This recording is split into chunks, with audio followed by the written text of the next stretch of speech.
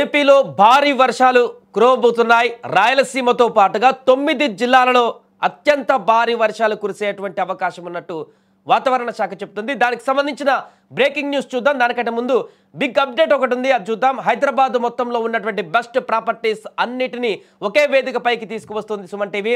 October 18, 19వ తేదీన HICC నోవోటల్లో జరిగేటువంటి సుమన్ టీవీ ప్రాపర్టీ ఎక్స్పోలో best flats, villas, open plots Deepavali offers and డిస్కౌంట్తో అందుబాటులో ఉంటాయి.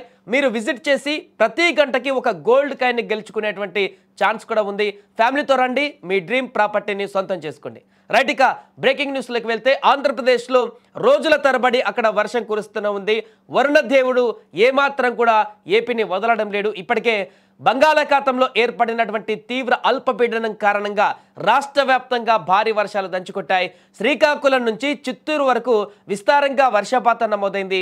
ముఖ్యంగా కోస్తా జిల్లాలలో దీని ప్రభావం అధికంగా కనిపించింది. చెరువులు, కుంటలు నిండిపోయి జలకలను సంతరించుకున్నాయి. ధవళేశ్వరం, ప్రకాశం బ్యారేజీలు లక్షల క్యూసెక్కుల వరద నీటిని సముద్రంలోకి విడుదల చేశాయి. ఇక ప్రజలు ఇప్పుడిప్పుడే ఊపిరి పీల్చుకుంటున్నటువంటి సమయంలో వాతావరణ శాఖ ఇప్పుడు మరో పిడుగులాంటి వార్త చెప్పింది. తాజాగా బంగాళాఖాతంలో మరో ఉపరితల ఆవర్తనం ఏర్పడింది. దీని ఫలితంగా రాష్ట్రంలో మరో విడత విస్తారంగా వర్షాలు కురిసే అవకాశం ఉందని విపత్తుల నిర్వహణ సంస్థ తెలిపింది. దీంతో ప్రజలు మళ్ళీ అప్రమత్తంగా ఉండవలసిన పరిస్థితి ఇప్పుడు ఏర్పడింది. ఈ వాతావరణ మార్పుల కారణంగా ఏపీలోని పలు జిల్లాలకు వర్ష సూచన జారీ అయింది. ఈ ఉపరితల ఆవర్తనం ప్రభావంతో ఈరోజు 9 జిల్లాలలో వర్షాలు పడే అవకాశం ఉంది. అల్లూరి సీతారామరాజు, బాపట్ల, పల్నాడు, ప్రకాశం, నంద్యాల, కడప, అన్నమయ్య, రాయచోటి, చిత్తూరు జిల్లాలలో పిడుగులతో కూడినటువంటి తేలికపాటి నుంచి ఓ మోస్తారు వర్షాలు కురిసే ఛాన్స్ ఉందని విపత్తుల నిర్వహణ సంస్థ స్పష్టం చేసింది.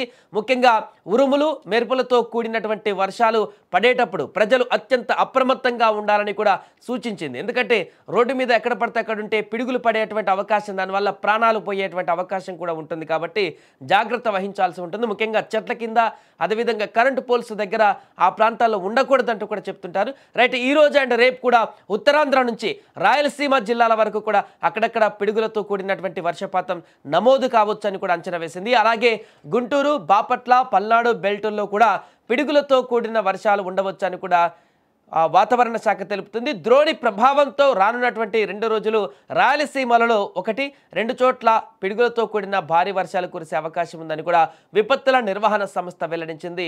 ఏదేమైనా కూడా ఏపీలో ఉన్నటువంటి ప్రజలందరూ కూడా అప్రమత్తంగా ఉండవలసిన సమయం ఏర్పడింది. ఈ 2 రోజులు మాత్రం అత్యంత హెవీగా అక్కడ వర్షాలు కురిసేటువంటి అవకాశం కనిపిస్తుంది. కాబట్టి బంగాళాఖాతంలో అల్పపీడనం ఏర్పడినటువంటి కారణంగా ఈ రకమైనటువంటి పరిస్థితి రాబోతుందని కూడా చెప్తున్నారు. ఇప్పటికే వర్షాకాలం నుంచి వరుసగా పూర్తిగా ఈ వర్షాకాలం సీజన్ మొత్తం కూడా భారీ వర్షాలతో అతలాకుతలం అవుతున్నటువంటి ప్రజలకు మరొకసారి పిడుగులాంటి వార్త అని చెప్పొచ్చు. 2 రోజులు అత్యధిక వర్షాలు పడేటువంటి అవకాశం ఉంది. దాంతోపాటు ఈదురుగాలులు, పిడుగులు కూడా పడేటువంటి అవకాశం ఉంది. కాబట్టి బయటకు వెళ్ళేటువంటి ప్రజలు జాగ్రత్తలు వహించవలసిన అవసరం ఉంది.